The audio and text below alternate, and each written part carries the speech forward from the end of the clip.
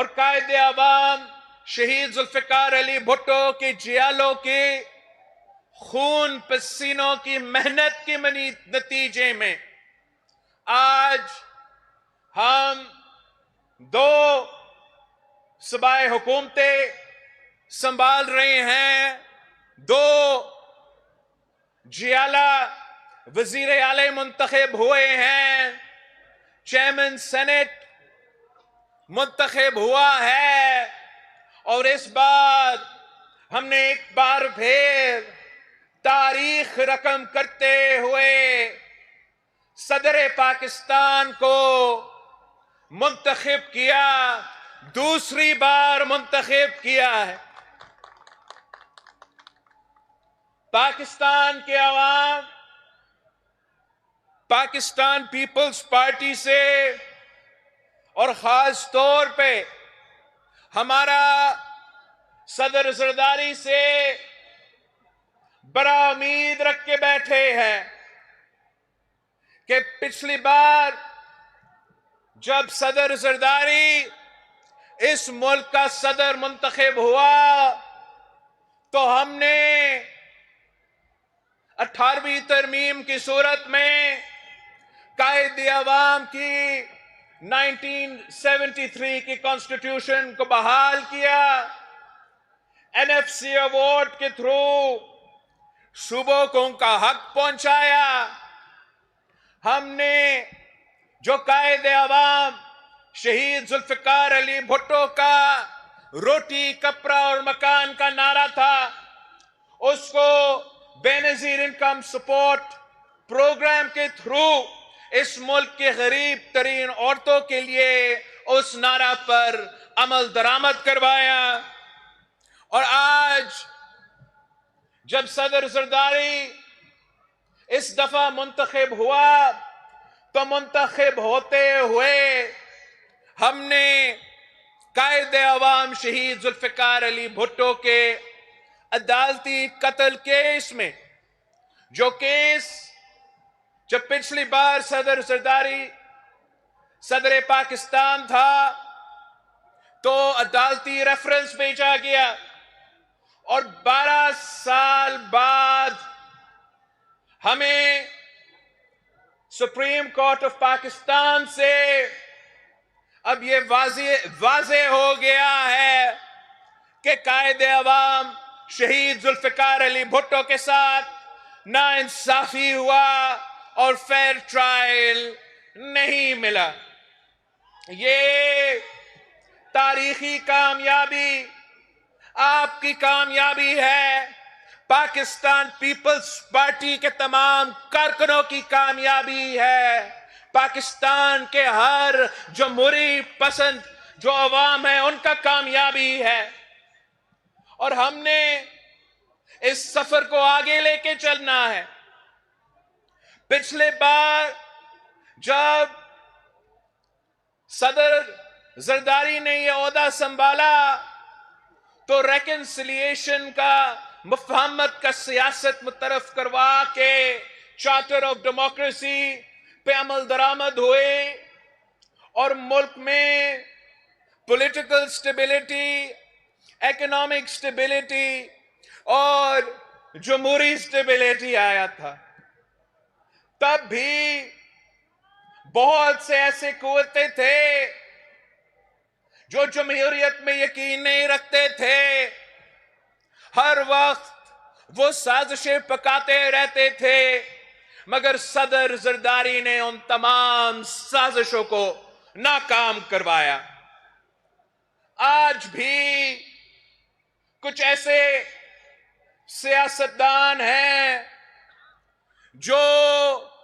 PNA part 2 لے کر آنا چاہتے ہیں، کچھ ایسے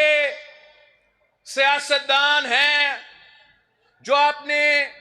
ذاتی انا کی وجہ سے وہ اس ملک کی قسمت کے ساتھ کھیلتے ہیں، اس ملک کے عوام کی قسمت کے ساتھ کھیلتے ہیں، اور اب وہ سازش پکا رہے ہیں کہ وہ ڈانڈلی کا ڈھول بجا کے ایک بار پھر اس ملک میں पॉलिटिकल इंस्टेबिलिटी लेकर आना चाहते हैं और इकोनॉमिक स्टेबिलिटी को जारी रखना चाहते हैं।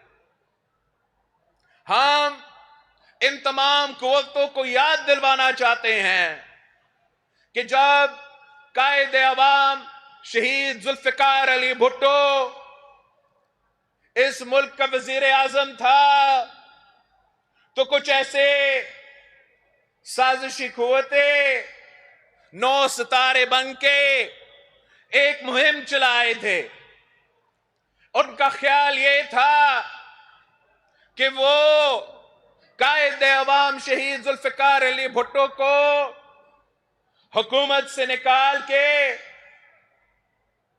खुद हुकूमत में आएंगे, मगर इनकी तहरीक के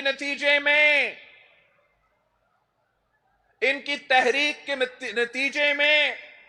पाकिस्तान ने 10 साल आमरीत भुगतना पड़ा। और आज भी यही खतरा है कि अगर हम सियासतदान ऐसे माहौल ना बनाएं और हम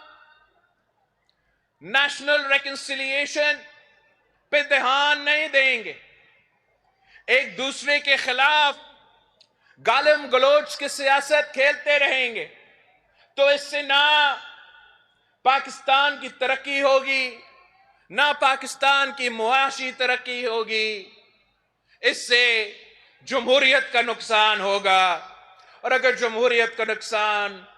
हुआ तो सबसे पहले नुकसान अवाम का होता है। मैं इस मुल्क के तमाम सियासी कुव्वतों से अपील करता हूं कि वो होश के नाखून ले और वो सियासत के दायरे में रह के सियासत किया करे, ताकि इस निजाम का, जिसके लिए पाकिस्तान पीपल्स पार्टी के कारकुन ने शहादत कबूल की, जिसके लिए पाकिस्तान पीपल्स पार्टी के क़यादत ने शहादत कबूल की, इस निजाम को कोई खतरा ना आ जाए। पाकिस्तान पीपल्स पार्टी ये तजवीज दे रही है कि तमाम सियासतदानों को और सियासी जमातों को एक चार्टर ऑफ नेशनल रिकंसिलिएशन पे काम करना चाहिए। हमें लड़ाई झगड़े के बजाय, गालिम गलोच की सियासत के बजाय, धरना खेलने के बजाय मेज पे बैठना चाहिए, सियासी बातचीत करना चाहिए। और जो हम बातचीत के जरिए हमारा निजाम में, हमारा जमहूरियत में, हमारा इदारे में तो तरमीम करके बेहतरी लेकर आ सके, तो उस पे हम जोर दे, ना कि हम पाकिस्तान के अवाम को तकलीफ पहुंचाए। कायदे अवाम शहीद जुल्फिकार अली भुट्टो ने इस जमात को हमें अपने बुनियादी उसूलों दिए थे कि इस्लाम हमारा दीन है, मुसवात हमारा मईशत है, जमहूरियत हमारा सियासत है और ताकत का सरचश्मा अवाम है। पाकिस्तान पीपल्स पार्टी आज भी इन्हीं बुनियादी फलसफों पे हम ना सिर्फ मानते हैं, बल्कि जब हम इलेक्शन मुहिम में चले गए तो जो 10 नुकाती एजेंडा हमने दिया था वो इसी जो हमारा बुनियादी उसूल हैं उन पे मबनी थे। और जबकि हमें वफाकी हुकूमत में वो मौका नहीं मिलेगा, तो हम इंशाअल्लाह ताला अपने सूबाई हुकूमत के थ्रू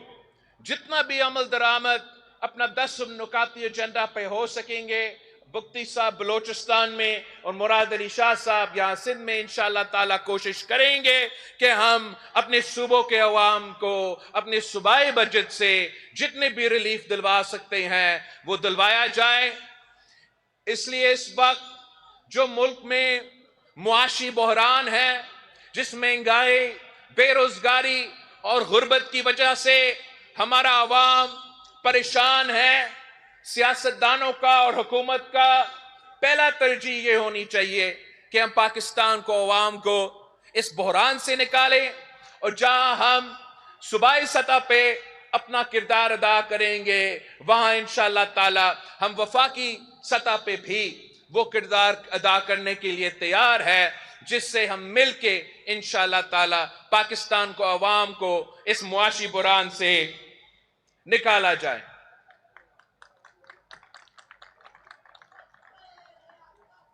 پچھلی بار جب زرداری صاحب